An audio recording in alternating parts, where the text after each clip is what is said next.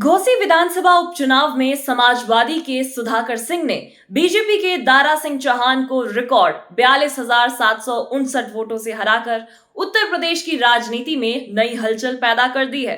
दारा सिंह चौहान की हार और सुधाकर सिंह की जीत का उत्तर प्रदेश के साथ साथ देश की राजनीति पर बड़ा असर पड़ेगा। ये रिजल्ट उस समय आया है जब कुछ ही महीनों बाद लोकसभा चुनाव होने हैं। आखिर ऐसे क्या कारण थे जिसकी वजह से सपा को जीत मिली और बीजेपी को हार? इस चुनाव परिणाम के देश और राज्य की राजनीति पर क्या है प्रभाव, आज बात करेंगे इसी मुद्दे पर।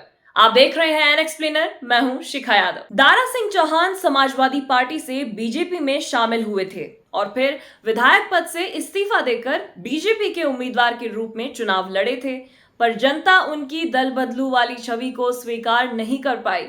इसके पहले वो बसपा और सपा में रहे थे, इससे उनकी दल बदलू की एक छवि बन गई है।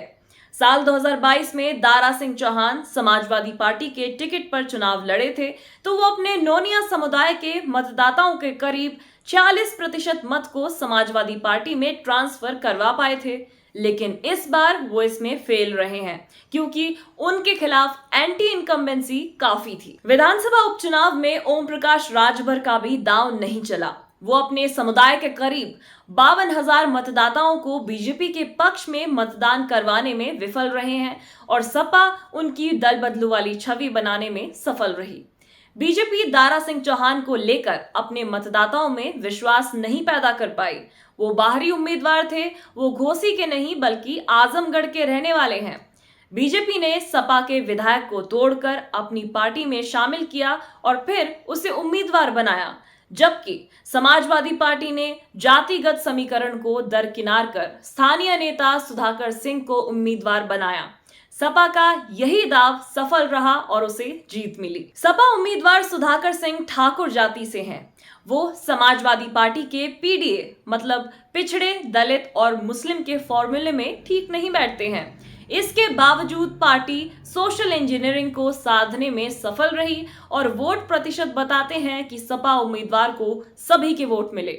सुधाकर सिंह के नामांकन दाखिल करने से लेकर चुनाव प्रचार तक शिवपाल यादव कमान संभाले हुए थे।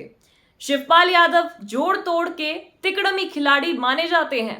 पूर्वांचल की सियासत का लंबा अनुभव है। जीत में शिवपाल यादव का फैक्टर भी काम किया है। रणनीति से लेकर बूथ मैनेजमेंट सभी पर पूरा ध्यान दिया गया। घर घर जाकर प्रचार किया गया है। इस बार प्रचार के लिए समाजवादी पार्टी के सहयोगी दल नहीं आए। न तो आरएलडी नेता जयंत चौधरी ने प्रचार किया और न ही आजाद समाज पार्टी के राष्ट्रीय अध्यक्ष चंद्रशेखर आजाद थे, लेकिन जीत सपा उम्मीदवार को मिली।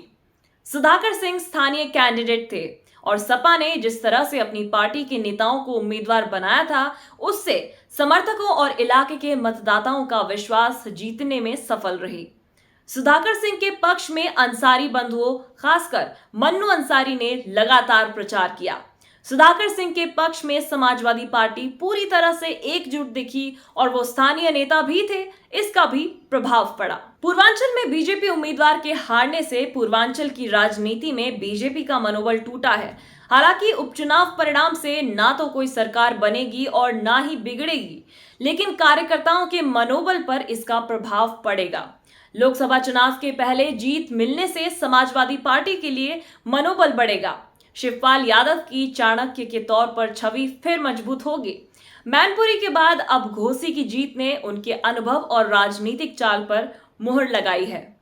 इस चुनाव में ओम प्रकाश राजभर खरे नहीं उतरे। इससे उत्तर प्रदेश की राजनीति में ओम प्रकाश राजभर की बार्गेन पावर कम होगी और इसका उनकी राजनीतिक हैसियत पर भी प्रभाव पड़ेगा।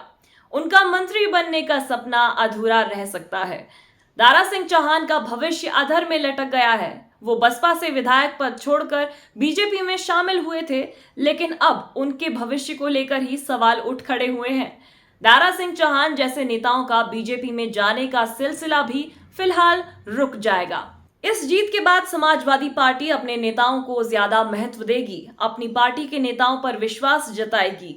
इससे पार्टी नेताओं का मनोबल और भी बढ़ेगा और पार्टी मजबूत होगी। पूर्वांचल में सपा का आधार है। इस जीत के बाद समाजवादी पार्टी पूर्वांचल में और आक्रामक होगी। संगठन को मजबूत करेगी और बीजेपी पर हमला तेज करेगी। सपा उम्मीदवार की जीत के बाद इंडिया गठबंधन को भी मजबूती मिली है। इंडिया गठबंधन में यूपी को कमजोर माना जा रहा था, लेकिन घोसी में सपा की जीत से ये संदेश साफ गया है कि मिलकर लड़ेंगे तो यूपी भी जीतेगी। 2024 की सियासी जंग से जुड़ी खबरों के लिए हमारे चैनल को सब्सक्राइब करें, वीडियो को शेयर करें और अपनी प्रतिक्रियाओं से हमें अवगत कराएं। आप सबका शुक्रिया। नमस्कार।